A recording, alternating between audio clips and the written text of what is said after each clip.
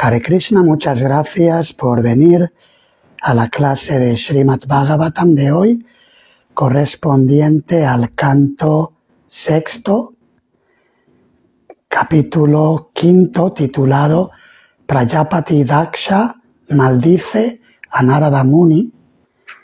El verso de hoy es el número 25. Techa pitra samadhishta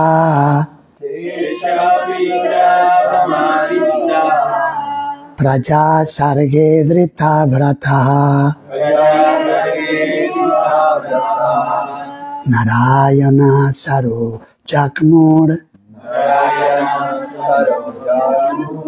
yatra siddhas vapurvajaha. Traducción y significado por su divina gracia, Srila Prabhupada. Esos hijos, los Shavalasvas, Cha y Pitra, por su padre, Samadhishta, al recibir la orden, Praja Sarge, para aumentar la descendencia de la población. Drita Vrataha, aceptaron votos. Narayana Sara, el lago sagrado llamado Narayana Saras. Jakmu, fueron a. Yatra, ¿dónde? Sita, perfeccionaron. Svapurvaja, sus hermanos mayores, que habían ido allí antes. Traducción: cuando su padre les ordenó que engendrasen descendientes, la segunda generación de hijos de Daksha se marchó también a Narayana Saras, el mismo lugar en que sus hermanos habían alcanzado antes la perfección, gracias a las instrucciones de Narada. Los Savalashvas permanecieron en aquel lugar sagrado, sometiéndose a grandes votos de austeridad. Si lo queréis repetir, cuando su padre les ordenó que engendrasen descendientes, la segunda generación de hijos de Daksha se marchó también a Narayana Saras, el mismo lugar en que sus hermanos habían alcanzado antes la perfección, gracias a las instrucciones de Narada. Los Savalashvas permanecieron en aquel lugar sagrado, sometiéndose a grandes votos de austeridad. El significado: Prajapati Daksha envió a su segunda generación de hijos al mismo lugar en que sus hijos mayores habían alcanzado la perfección. También ellos podían caer víctimas de las instrucciones de Narada, pero aún así no dudó en enviarles al mismo lugar. Podía haberlos enviado a otro lado, pero no, decidió enviarlos allí. Claro que también sabía que Narada Muni se movía, o sea, que incluso si los mandaba a otro lado, Narada Muni podía ir allí también.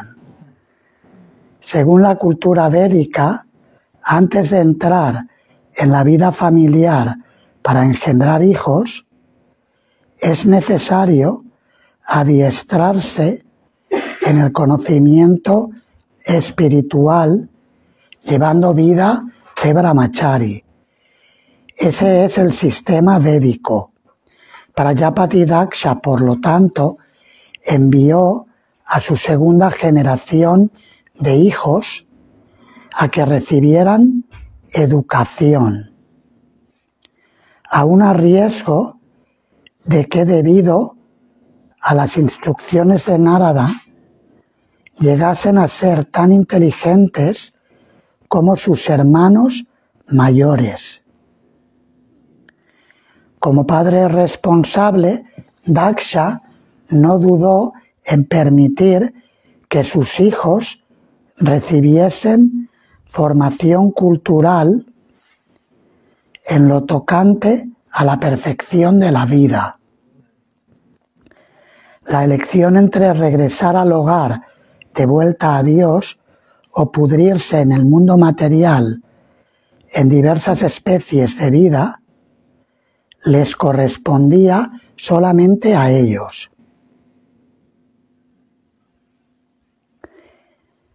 En toda circunstancia, el padre tiene el deber de dar a sus hijos educación y cultura. Más tarde, ellos decidirán el camino a seguir. Un padre responsable no debe poner trabas a sus hijos si estos desean perfeccionar su formación cultural participando del movimiento para la conciencia de Krishna. No es ese el deber del padre. El deber del padre es dar al hijo plena libertad para que, después de haber avanzado espiritualmente, gracias a las instrucciones del maestro espiritual, sea él mismo quien elija. Techa pitra samadhishta praja sarge drita vrataha narayana saro jakmur yatra siddha svapur vayaha. Cuando su padre les ordenó que engendrasen descendientes, la segunda generación de hijos de Daksha se marchó también a Narayana Saras, el mismo lugar en que sus hermanos habían alcanzado antes la perfección gracias a las instrucciones de Narada. Los Sabalashvas permanecieron en aquel lugar sagrado, sometiéndose a grandes votos de austeridad. Antes de entrar en el contenido del verso, vamos a contextualizar dónde estamos para los que no estén familiarizados con el tema y también los que no conozcan la historia, que hayáis llegado recientemente para las clases. Estamos leyendo el Srimad Bhagavatam, es una de las 3 grandes obras épicas de la literatura sagrada sánscrita. Hay muchas, pero hay 3 principales: el Mahabharata, el Ramayana y el Srimad Bhagavatam. El Srimad Bhagavatam es considerada la obra más importante porque enseña la esencia pura de la espiritualidad y lo hace a través de narrativas históricas que acontecieron desde tiempo incalculable en algún lugar del planeta Tierra o en algún lugar del universo. Y aquí nos está hablando, estamos en la mitad del texto. El texto consta de 12 libros que se les llama cantos y a veces se presentan en distintos volúmenes. Y estamos ahora en la mitad, en el canto sexto. Si bien hay muchos temas a lo largo de todo el Srimad Bhagavatam, hay 10 temas principales que se explican.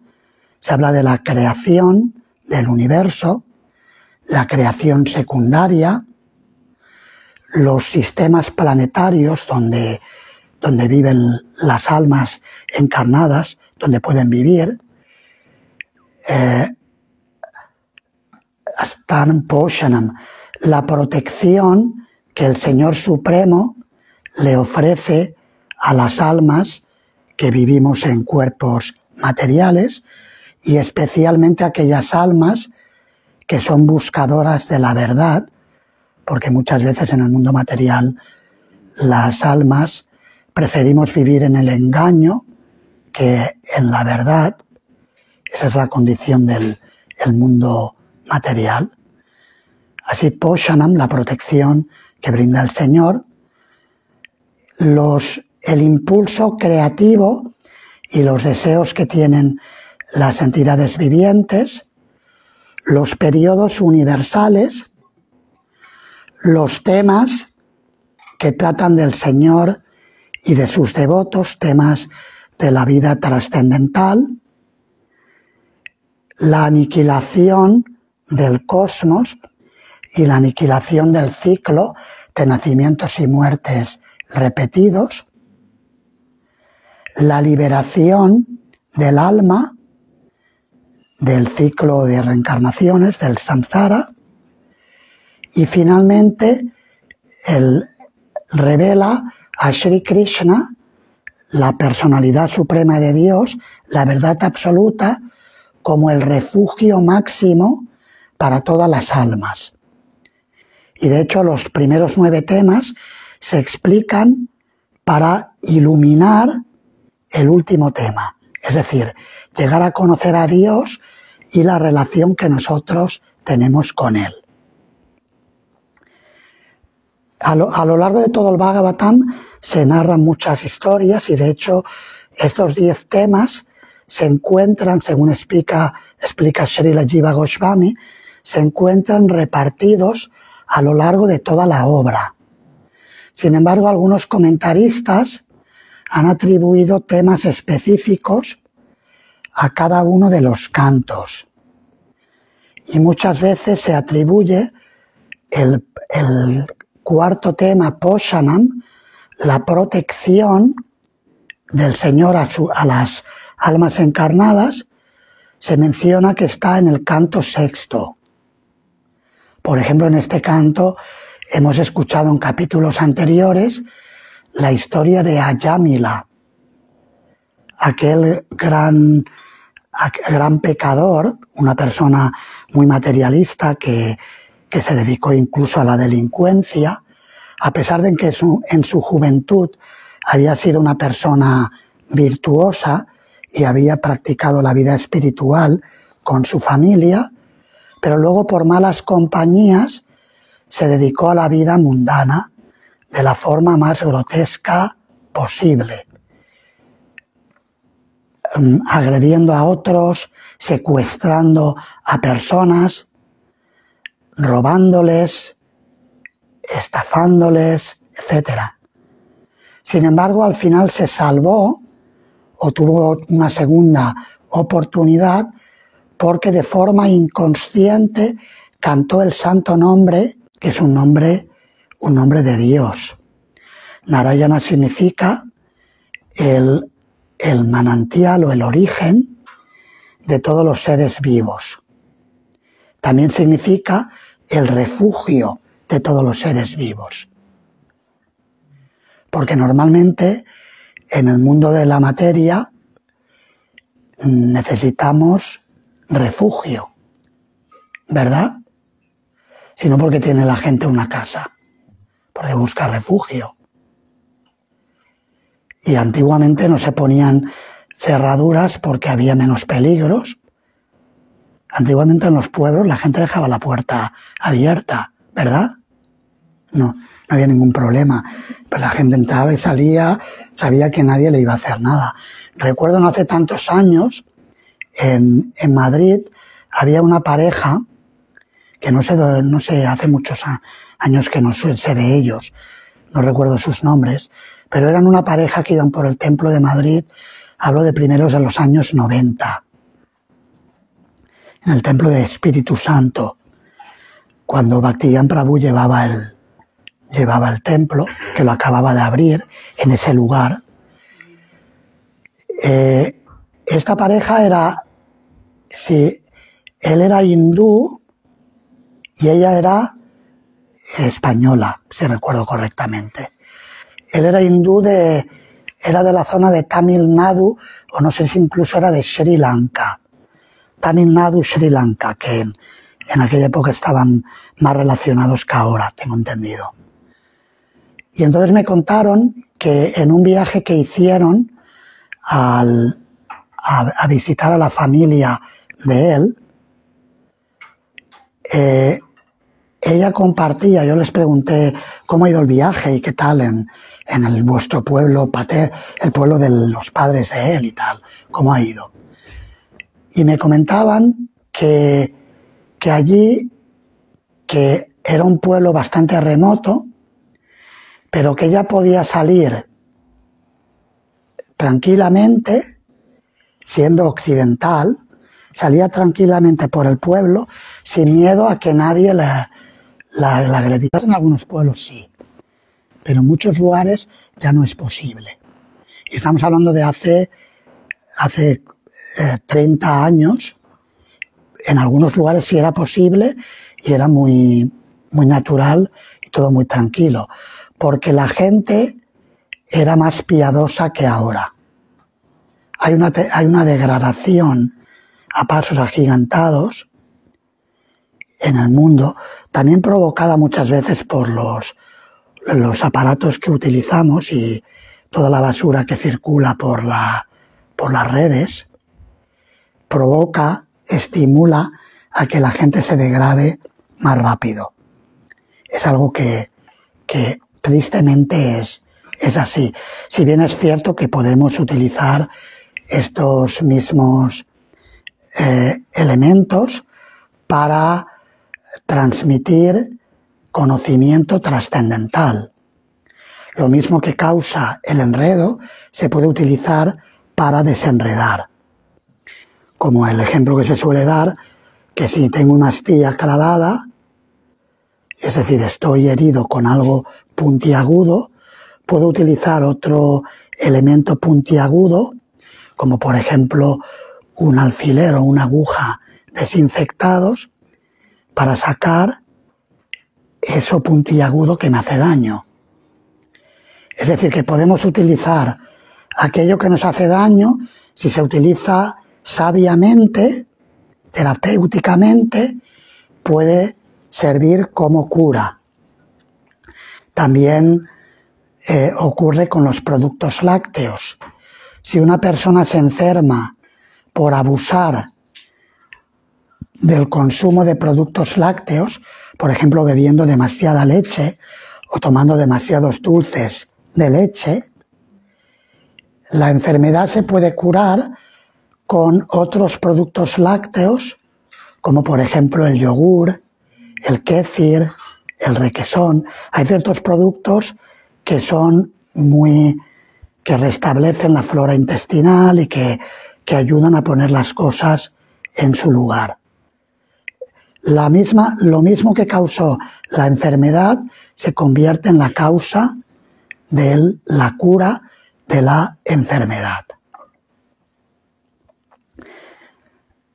Bien, así que estamos en este canto sexto, se nos habla especialmente de temas relacionados con la protección que Krishna ofrece a las almas, especialmente a las almas que buscan refugio. El refugio es Krishna y estos temas se explican para estimularnos a acercarnos al verdadero refugio. Porque hoy en día, realmente las personas que si se meten en un búnker para refugiarse de cualquier peligro, no hay garantía de que vayan a estar protegidas. Por mucho que busquemos la protección, finalmente no depende de nosotros el estar o el no estar protegidos, ¿no? Nosotros podemos hacer nuestra parte, pero luego Krishna puede hacer la suya. Como dice el proverbio bengalí, Mare Krishna Rake Krishna Mare ke. Mare Krishna, si Krishna te quiere matar, Mara, las maras son, en Latinoamérica hay las maras que son delincuentes. En sánscrito Mara significa muerte. No sé si es coincidencia, pero es Mare Krishna Rake ke. Si Krishna te quiere matar, Rake ke. ¿Quién te va a proteger? Y Rake Krishna Mare ke. Y si Krishna te quiere proteger, ¿quién te va a matar? ¿Quién te va a hacer daño? Es decir, que no depende de nosotros.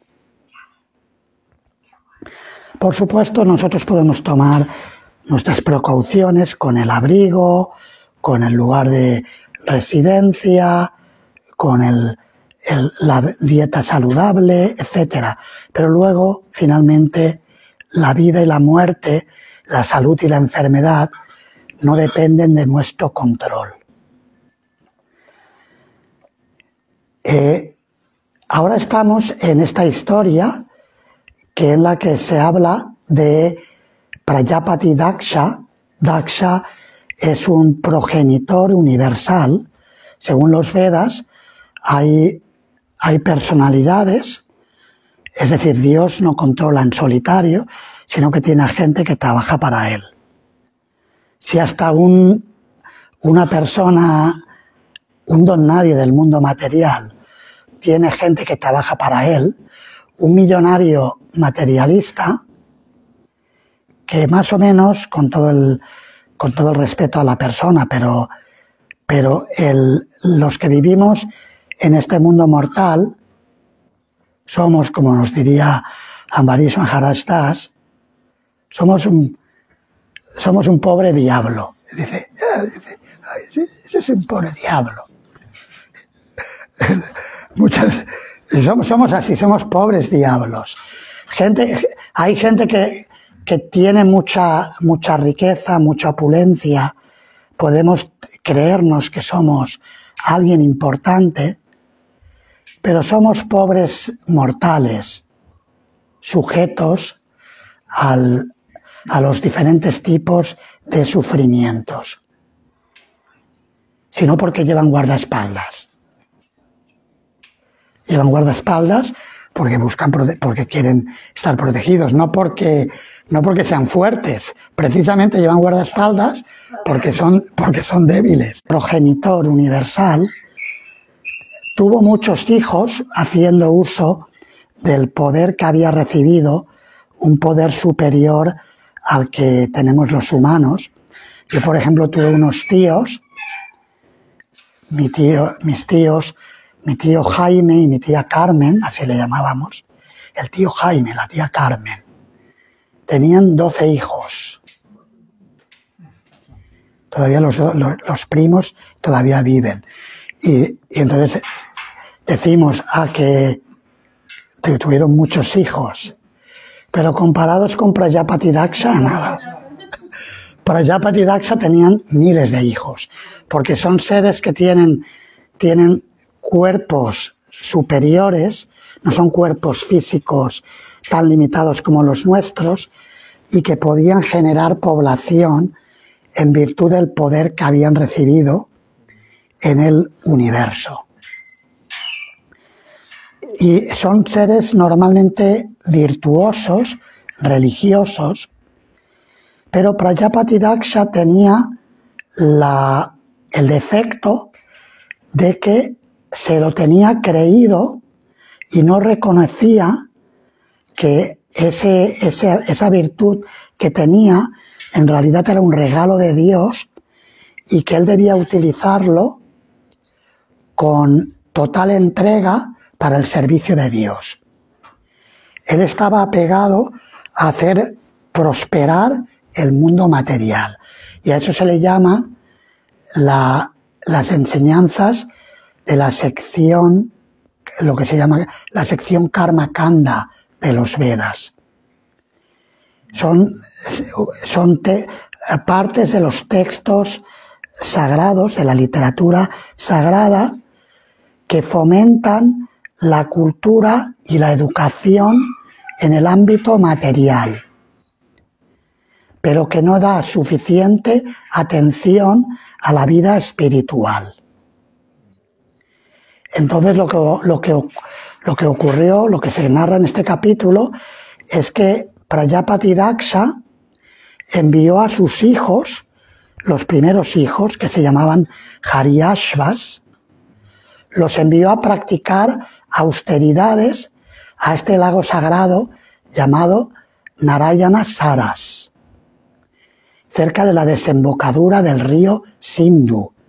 Hay múltiples ríos sagrados en la India, el Sindhu es uno de ellos, y los envió a practicar, a prepararse, practicar austeridades para tener muchos hijos y ayudarle en su misión de propagar las generaciones de seres vivos, especialmente seres humanos, en todo el universo.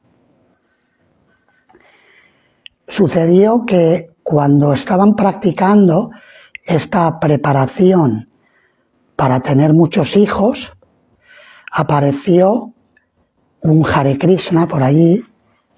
Mejor que os dediquéis totalmente, sin ninguna desviación, a la vida espiritual, porque la vida material es una trituradora. El universo material está movido por el factor tiempo y destruye todo. Y tenemos experiencia práctica de ello, de cómo nuestros cuerpos físicos, conforme se van haciendo mayores, se debilitan, ¿verdad? Pierden salud, pierden facultades, pierden vista, pierden oído, ¿verdad? Y pierden fuerza, energía, pierden a veces capacidad mental. Estamos viendo ahora en nuestra comunidad mundial, donde ya hay devotos llegando a los 80 años, y cómo ya algunos incluso se pierden las facultades mentales, la memoria, de una forma fuerte. Es algo propio de la naturaleza material. Entonces les dijo, este mundo es una trituradora, mejor no perder el tiempo, dedicaros completamente al Bhakti Yoga, a entregaros a la personalidad de Dios. Y eso os va a realmente satisfacer totalmente el alma. Y los Haryashvas pensaron que la población universal. Cuando Narada Muni le informó a Daksha de esto, no le gustó un pelo, no le gustó en absoluto, pero de alguna manera se lo tragó, y tuvo otros hijos, hermanos menores, que se llaman los Sabalashvas. Los anteriores eran Haryashvas, estos son Sabalashvas. Y aquí se explica en el verso de hoy que los mandó al mismo lugar para prepararse para tener hijos, para luego formar familias y poder ayudarle en su labor universal de llenar el universo con gente. Y veremos cómo a que alguien lo abandone todo, incluyendo la intención de formar familia, y viva una vida de entrega total, un estilo de vida monástica o no. ¿Hasta qué punto es correcto o no? Y esa es una cuestión que está ahí. Ahora, cuando estuve en Brindavan, estuve conversando con uno de los líderes del templo de ISKCON en Belgaum. Belgaum es hay una comunidad agrícola, ahí no la he visitado, que dirige su santidad Bhakti Rasamrita Swami Maharaj, y este devoto me hablaba un poco de cómo estaban desarrollándose las cosas en ISKCON India, y me comentaba cómo antiguamente predicaban es que algunos jóvenes que habían entrado a vivir al ashram abandonándolo todo, cuando llegaban a la edad madura decidían formar familia. Entonces no estaban haciéndolo a tiempo, estaban actuando a destiempo, cuando si hubieran seguido el orden del sistema de Varnashrama, estudiante, vida de casado y luego vida de renunciado, hubiera sido más orgánico para ellos.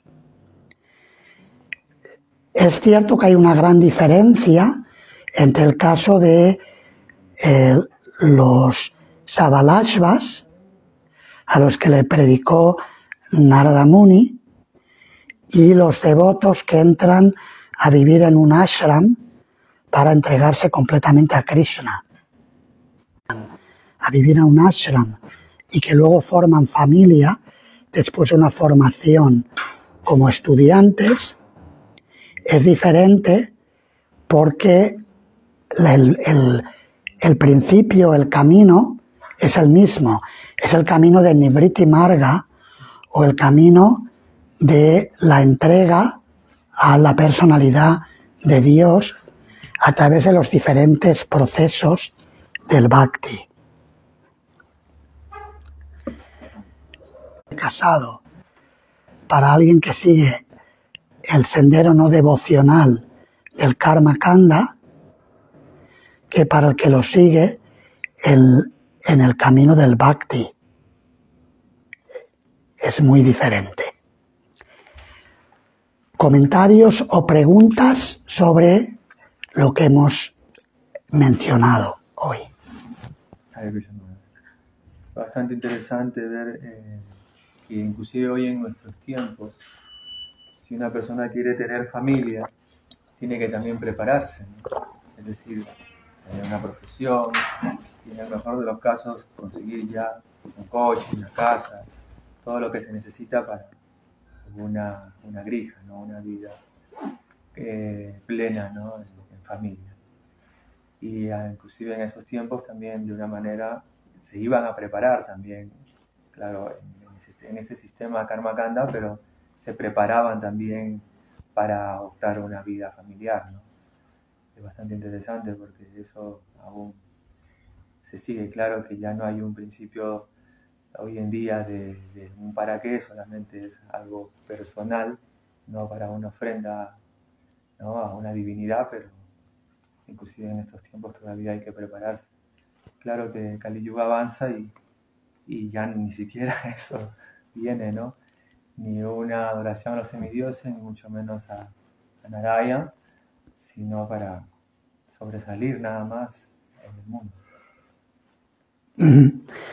Sí, entonces estás diciendo que hay que tener en cuenta la preparación, que si alguien, sí, eso es importante, si alguien piensa formar familia y vive en un ashram, debe tenerlo en cuenta cómo organizar su vida.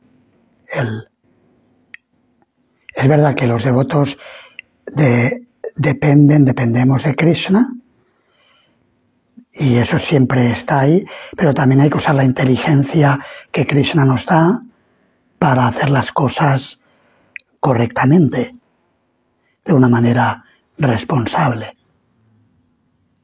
Luego Krishna siempre ayuda, o sea que eso está ahí. Comentarios, preguntas.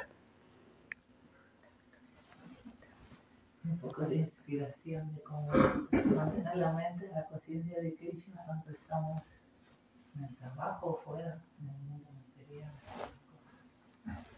contestamos muchas horas y pasamos la vida.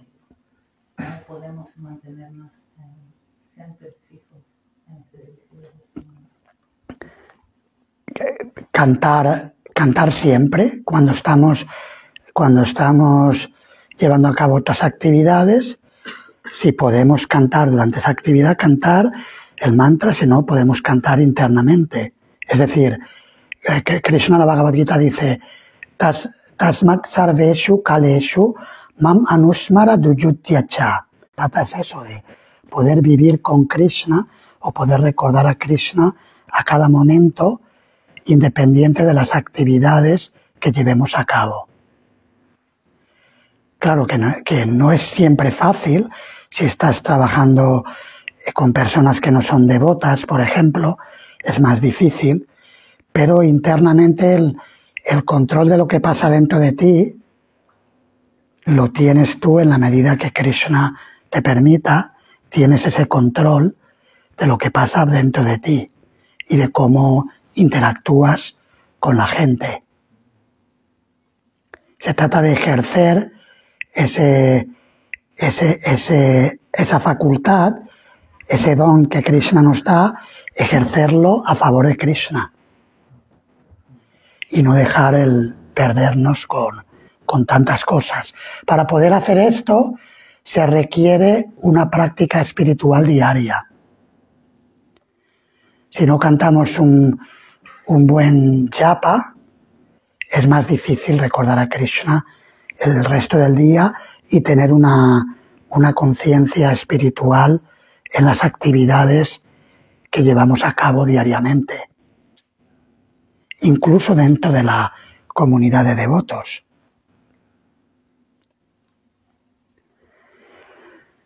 ¿Alguna otra pregunta o comentario? En la India, aquí cuando nos hicimos devotos, en los años 70, pasaba exactamente lo mismo. Me acuerdo, por ejemplo, de Devarsi. No voy a citar mi ejemplo porque yo era un viva la pepa. Pero Devarsi estudiaba medicina en la universidad en Barcelona y Bhagavan, en el 78, le dijo, vuélvete un doctor para curar almas. Tuvo que dejar la universidad. Muchos. Sí, era así. Al final de tiempos, había una urgencia de distribuir libros, hacer devotos, había por así decirlo, un humor misionero, de dejar todo y dedicarse solamente a la prédica. Correcto, sí, es parte de la historia del movimiento. En algunos lugares todavía se hace, pero cada vez menos, en base a que aprendemos de la experiencia del desarrollo de nuestras comunidades. Adiós, Prabhu. Estaba poniendo el ejemplo de, por ejemplo, Chopati, ¿no? Chopati de Santidad de Radha Swami, cuando alguien viene a Bhagavad, primero le dice que termine la carrera, termine los estudios, y luego se entregue, ¿no? Que aparentemente, ¿no? Porque aparentemente puede parecer una contradicción, porque si tú no cultivas tu vida espiritual y haces tu carrera, luego después te tienes que entrar en la Advante Grihasta, pero por otra parte, Radha Swami en el contexto de la India parece que funciona muy bien y la gente, pues, cuando ya se entrega con una cierta madurez, una cierta comprensión clara de lo que tienen que hacer en su vida, ¿no? También, claro, el contexto de la India es que mucha gente quiere ir a vivir a los templos. A veces personas poco formadas quieren ir a vivir porque tienen una vida más cómoda, se come mejor. Entonces, claro, eso son temas que hay que tener cuidado, porque es cierto que si dices, bueno, tienes personas que están en la comunidad, en el templo, simplemente por necesidad material, eso luego afecta al desarrollo de la comunidad a nivel espiritual. Entonces, por supuesto, no hay que discriminar a nadie, pero son más cuidadosos para poder desarrollar la misión de una forma fuerte, con gente preparada.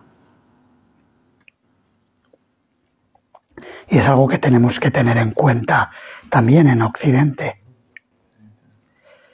¿Algún comentario, Maharaj?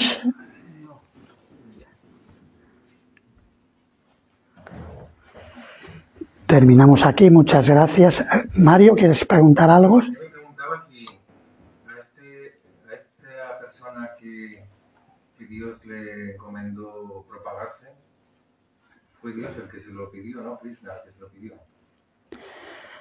No directamente, sino a través de... No fue directamente, porque se habla de los Prajapatis, son progenitores universales y vienen a través no sé cuán familiarizados estáis con la Trinidad de Brahma, Vishnu, Shiva en los Vedas. Es decir, que no es directamente, es Dios, pero indirectamente. Porque entonces, claro, si era el mismo Dios el que le mandaba a este sabio que les dijo apartaros del mundo material y dedicaros a Krishna, era un poco como para entender las dos cosas a la vez, cómo podían pasar. Era una prueba que les ponía, o ¿sabes lo que te quiero decir? Sí, claro, cada persona según su nivel, cada persona está en un nivel de avance espiritual.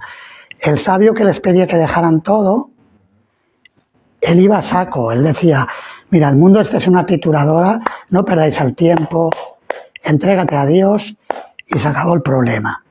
Pero si ese mandato, digamos, esa encomendación venía de Dios también, era como ir en contra de él al mismo tiempo. Sí, lo que pasa es que Dios da instrucciones, es como en la universidad. Hay matemáticas en el sistema educativo, tenemos matemáticas de escuela de primaria y luego tenemos matemáticas que yo desconozco, pero súper especializadas, algoritmos y como todo lo que sea para doctorados y postdoctorados. Son dos niveles completamente distintos. Todos son matemáticas, pero según el nivel de la persona se le enseña una cosa u otra. Hay un camino gradual que es el que digamos, los que siguen la sección Karma Kanda, esa sección en la que se busca un progreso material religioso, es un primer peldaño, pero cuando la persona ya está preparada, se dice, eso déjalo, eso ya, tú ya lo sabes, no pierdas el tiempo ahí, muévete más alto, entrégate más. ¿Y a la segunda generación le convenció también o no? Le convenció y le salió bien. Por eso el capítulo se titula, eso lo veremos en los versos siguientes, Prajapati Daksha maldice a Narada Muni. Luego ya lo maldijo, le dijo, cuando ya se le llevó el segundo grupo de hijos, dijo esto es demasiado y lo maldijo. Ya lo veremos, eso viene en los versos siguientes. No quedan, sí, en unos versos más vamos a ver. Si seguís viniendo todos los días a la clase, podréis ver cómo se desarrolla la historia. Con respecto a lo de las matemáticas, Maharaj, Narada Muni vio en los Haryashvas y los Samlayvas una cierta cualificación para poder instruirles renuncia. Sí, es cierto que los vio preparados porque les salió bien, no se menciona en ninguna parte que luego los Haryashvas y los Samlayvas dejaron su entrega, ¿no? Ellos se entregaron y tuvieron éxito. O sea, Narada Muni pudo ver que estas personas tienen el adhikar, tienen la capacitación y hay que aprovecharlo, no hay que no pierdan el tiempo ahí porque están preparados para más. Igual que Sri Chaitanya Mahaprabhu le dijo a Srila Raghunath Bhatta Goswami, le dio la instrucción, nunca te cases, porque vio que estaba preparado para la vida monástica de entrega total. Sin embargo, Chaitanya Mahaprabhu también tenía muchos discípulos, grandes devotos, que eran casados. Y Chaitanya Mahaprabhu los trataba con el mismo amor que a los demás. No es que a unos los trataba mejor que a otros, sino que él reciprocaba en base al bhakti, a la devoción y al amor que tenían por Krishna. Pero sí, Narada Muni vio que que estaban preparados. Muchas gracias, Hare Krishna, Srila Prabhupada ki jai.